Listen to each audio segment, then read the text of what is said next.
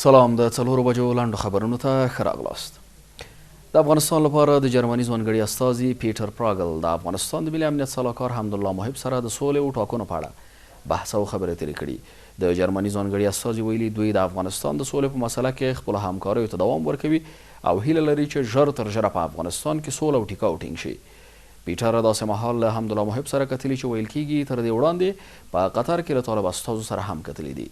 په رسنیو کې داسې راپورونه هم خپاره شول چې ښایي د سولې په اړه بین الافغاني غونډه د بیجینګ پر ځای په جرمني کې وشي، خو رسمي سرچینو تر اوسه په دې اړه څه نه دي ویلي.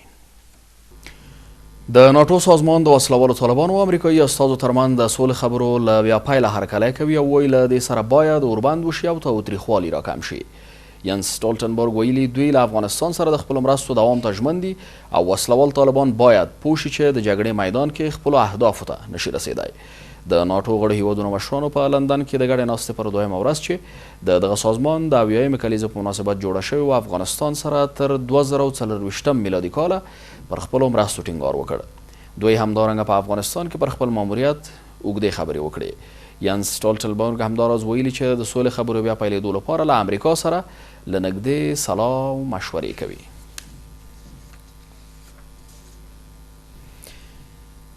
امریکا د جرمونو نړیواله محکمې د کارونو مخه نیسي. د ډونالډ ټرمپ حقوقي وکیل تېره ورځ د جرمونو نړیواله محکمې ته ویلي چې دوی نشي کولی په افغانستان کې د امریکایي ځواکونو اړوند قضیې وڅېړي. د په خبره امریکا پیاوړی نظامي عدالت لري نو کولی شي چې د خپلو سرتېرو جرمونه او جنایتونه وڅېړي، ځکه د جرمونو نړیوالې محکمې ته د څېړلو اړتیا نشته. تر دې مخکې د جرمونو نړیوالې محکمې ویلي ول چې د ځینو ستونزو له امله افغانستان کې د ښکېلو خواو د جرمونو څېړنه نشي کولی. د افغانستان لپاره د جاپاني خدمتګار ډاکټر ناکامورا جسد نن جاپان ته لیږدول کیږي. چارواکي وایي د ناکامورا جسد له ننګرهاره کابل ته انتقال شوی او ټاکل شوی چې د نوموړي جسد له کابل څخه جاپان ته ولیږدول شي. ناکامورا تېره ورځ له خپلو 5 همکارانو سره یو ځای په ننګرهار کې د یو شمېر ناپېژاندو وسلوالو لخوا ووژل شو.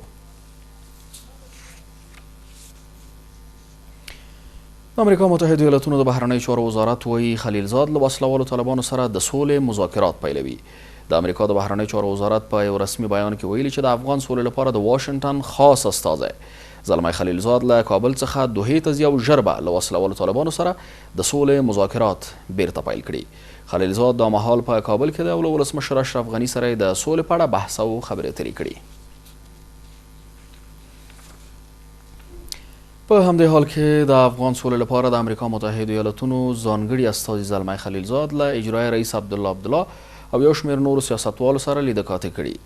اجرایي ریاست وایي په دې لیدنه کې د سولې او یو شمېر نورو موضوعاتو په اړه بحث او خبرې شوي. د اجرایي ریاست په خبرپاڼه کې راغلي چې په دې لیدنه کې د تاوتریخوالو پر کموالي، د بین الافغاني خبرو اترو د پایلولو وسلوالو طالبانو سره د همشموله پلاوي پر جوړېدو بحث او ټینګار شوی دی.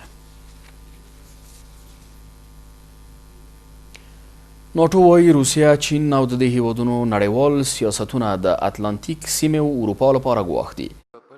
د ناټو مشران وایي چې د روسیې تهاجمي اقدامات او د چین نفوذ د اروپا او اتلانتیک سیمې د امنیت لپاره ګواښ دي. د ناټو د 9 غړو هیوادونو مشرانو لندن کې تر ناستې وروسته د یو مشترک اعلامیې په خپرولو سره ویل چې د سویلي امریکا او اروپا ترمنځ یوه رابطه او د دواړو لورو ترمنځ یو دوه اړخیز دفاعي توافق باید موجود وي. د امریکا ولسمشر د پنجشنبې په ورځ په دې ناسته کې خپل ګډون مثبت وباله او ټینګار یې وکړ چې د ناټو په دې ناسته کې د غړو هیوادونو مشران د 130 میلیارډ ډالر ورکړې ته مجبور کړي دي. په داسې حال کې چې د روسیې ولسمشر ویلي چې د ناټو له ناسم چلند سره سره دغه هیواد چمتو دی چې له دې سازمان سره همکاري جاري وساتي، خو د ناټو سازمان د اعلامیې په 3 او 4 بند کې راغلي چې د روسیې وروستي اقدامات یو جدي خطر دی او د چین سیاستونو هم وضعیت پیچلی کړی. ناټو وایي تروریزم لا هم یو جدي خطر دی او له ترهګرۍ ملاتړ نړیوال نظم له خطر سره مخ کړی دی. ناټو په خپل دغه اعلامیه کې په افغانستان کې د تلپاتې سولې او امنیت ټینګښت لپاره خپل تعهدات تازه کړي دي. د ناټو سرمنشي روسیه د دغه سازمان ستراتیژیک دښمن یادوي او زیاتوي چې د چین نفوذ په ټوله نړۍ کې د پراخېدو په حال کې ده. دې ته په پام سره چې چین موږ ته نږدې کېږي، ټول غړي باید په دې اړه اتحاد ولري. موږ هغوی په شمالي قطب کې ګورو، په افریقا کې ګورو چې هغوی پانګونه کوي او البته په مجازي نړۍ کې هم پانګونه کوي.